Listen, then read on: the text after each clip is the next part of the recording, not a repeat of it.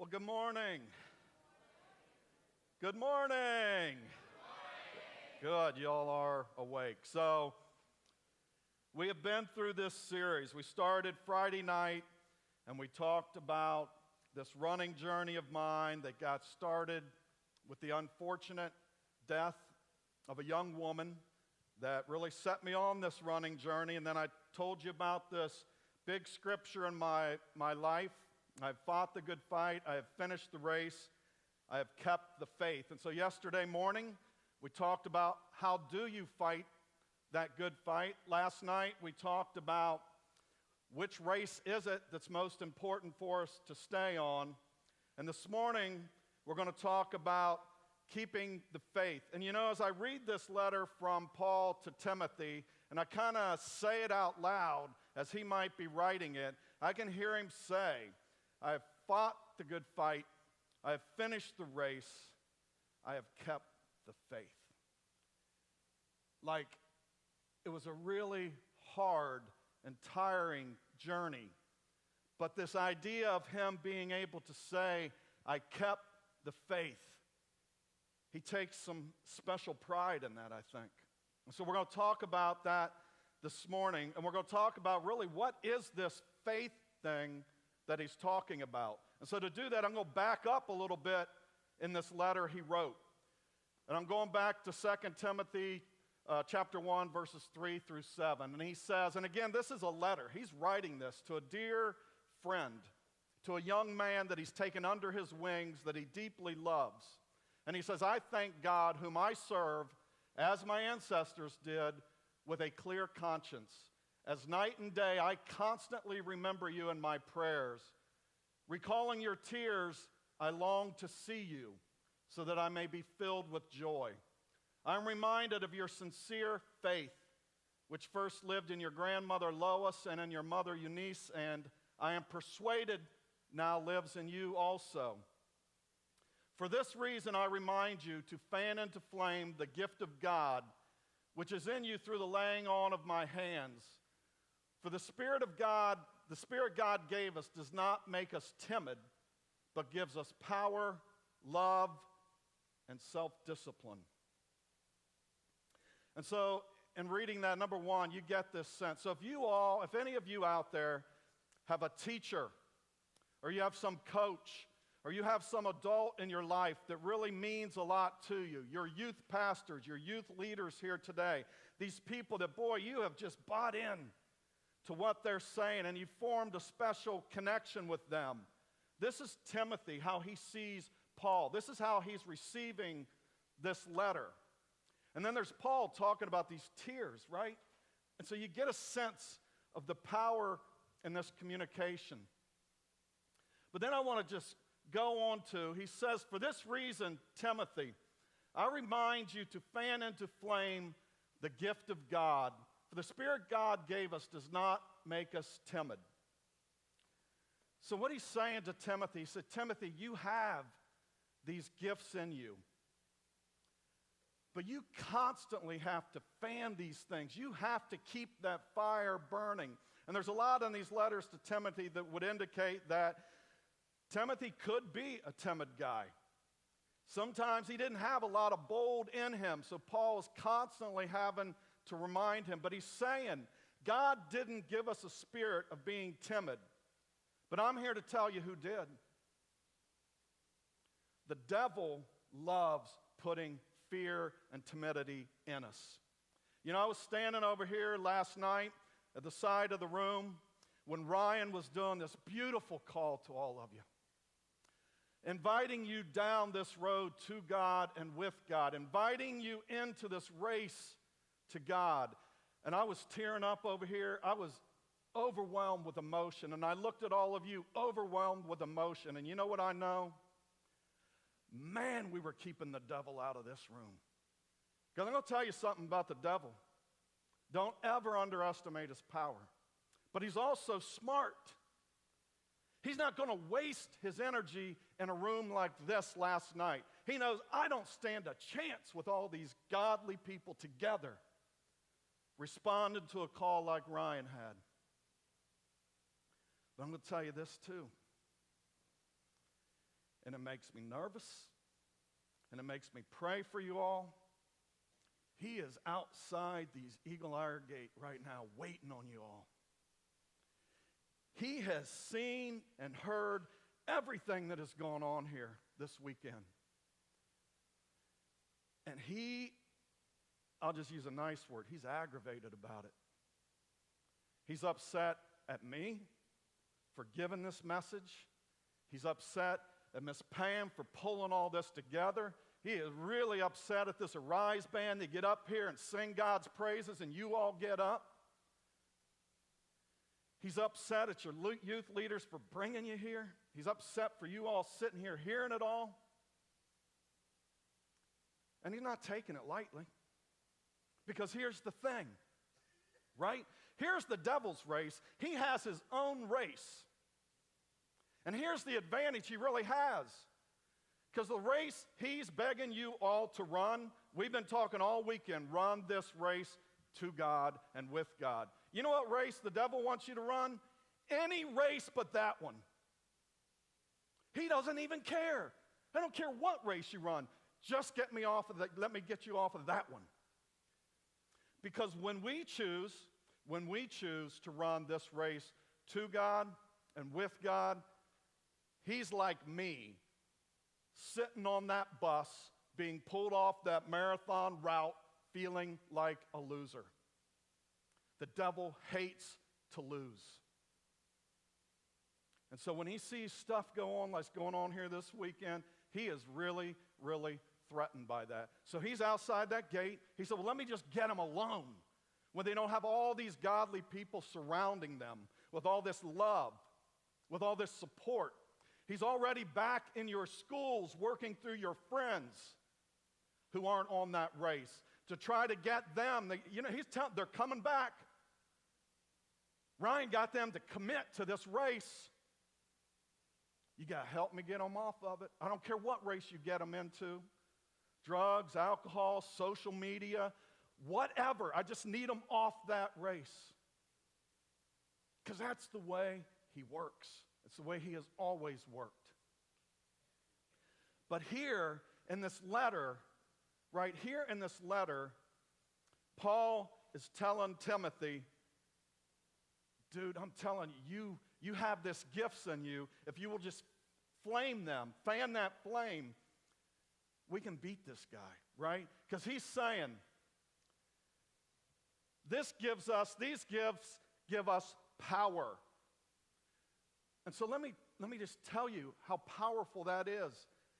All weekend long, I have felt this power of standing up here and realizing and tracing it back 4 years ago.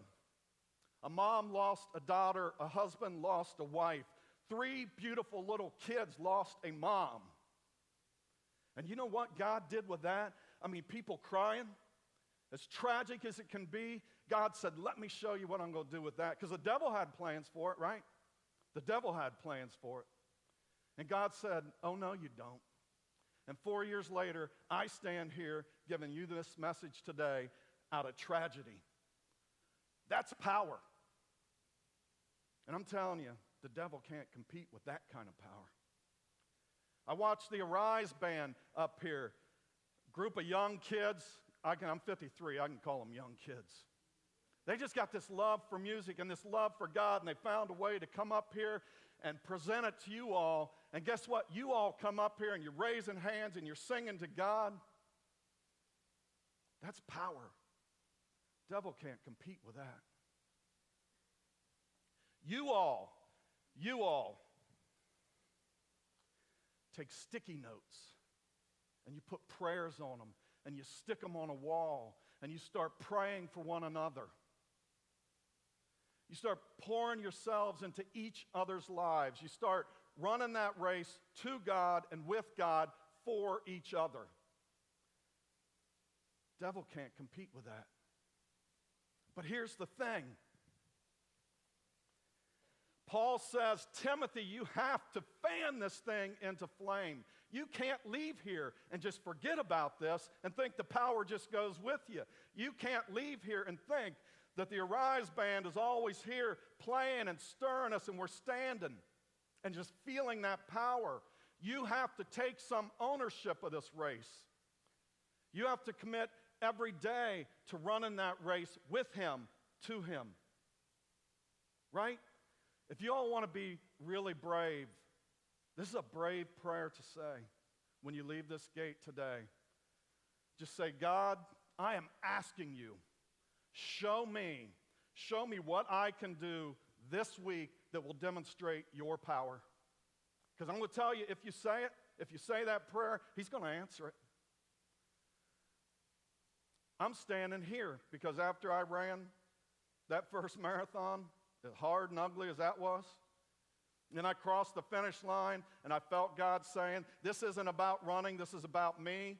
And then I was silly enough to say, show me how. And he keeps showing. So I'm telling you, when you leave here today, tap into that power. Next week, remember, Paul said, Timothy, you have to fan this thing. The other thing he said is this thing, this gift that's in us, love.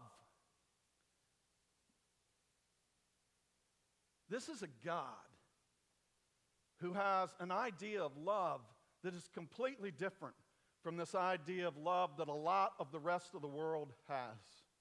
First of all, when we were really messing up this whole thing, and we continue to mess this whole thing up, God said, I'm going to show you my love by sending my only son to die on a cross.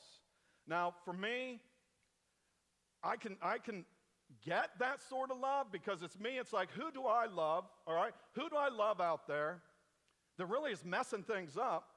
Who do I love out there that I don't even really know that I'm going to take my 9 and 11-year-old boys and have them killed for them? That's a crazy kind of love.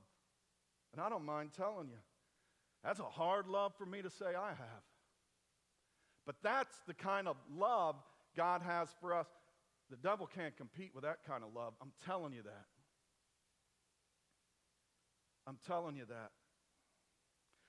My friend Rob yesterday in the morning devotion talked about this kind of love that God talks about. Love your enemies. Now, that's a crazy kind of love, right? God said, you all loving each other in here, you all are good people, you all get along. You loving each other isn't doing anything any different than everybody else does. He said, now here's something. You want to get somebody's attention? You want to hold the devil off? Go love your enemies. Now that's a crazy kind of love, right? These people who have done you wrong, these people that bully you, these people that make fun of you, these people that try to draw you into doing all the wrong things at school. Oh, try loving them. Can you imagine? Just imagine this for a second, right? We want to understand what God's talking about here. Just imagine tomorrow, right? We all go home and some leader of the whole world, whoever that might be, stands up and says, hey, I want us all to do one thing today. One thing only. I want everybody today just to make one shift in their life. I just want you all to love your enemies today. That's it. You don't have to do anything else different. Just love your enemies. Can you picture that world? Can you picture it? Let's just bring it down even just a little bit more. What if we all went back to our middle school or our high school next week, and the principal says, all right, we got one change today, just one day only in this school. We are all going to love our enemies. So all I want you all students to do, I just want you to think who it is that you don't like the most, and I want you to love them the most, just for this day. And what do you think that day of school would look like? I'm going to bring it down one more. And I'm going to ask you to do this when you go outside this gate. Let's just bring it down to a one-person experiment. Tomorrow, I want you all to wake up, and I want you just to think one person that, for whatever reason, I don't get along with this person well. And I want you just for one day to love that person. And that doesn't mean you have to write them a letter. Doesn't mean you have to invite them over to your house. Doesn't mean you have to go out and get ice cream with them. I just want you in your heart to love them. That's all. And then at the end of the day, just ask yourself, did that make my life better or worse? That's all I want you to do. And then the last one, now this one's a little hard for you young folks, and I'm going to tell you why. The last one is this gift, the Spirit gives us self-discipline. Now, I got to tell all you young people and us old people about the young mind. Now, I'm not going to go way brain science on you, but here's the difficulty with self-discipline with the young mind. The younger you are, the less of it you have. That's the reality. God, and I'm going to tell you, one of the first questions when I finish this race, when I'm standing before God, one of the first things I'm going to ask him about is, what on earth were you doing with the mind? Because I got 9 and 11-year-old boys. And here it is. The younger you are, here is what is fully developed in your mind. It's this little part back here that knows and senses and feels what it is that you really like. It's this piece that gets wrapped up in all of the emotions. I call it the GameStop mind. And I'm going to tell you why I call it the GameStop mind. So I got 9 and 11-year-old boys. I take them into GameStop as a whole new world. They're running around Madden 18, 17, Pokemon, Pokewoman, Mario Brothers, Mario 6. They want it all.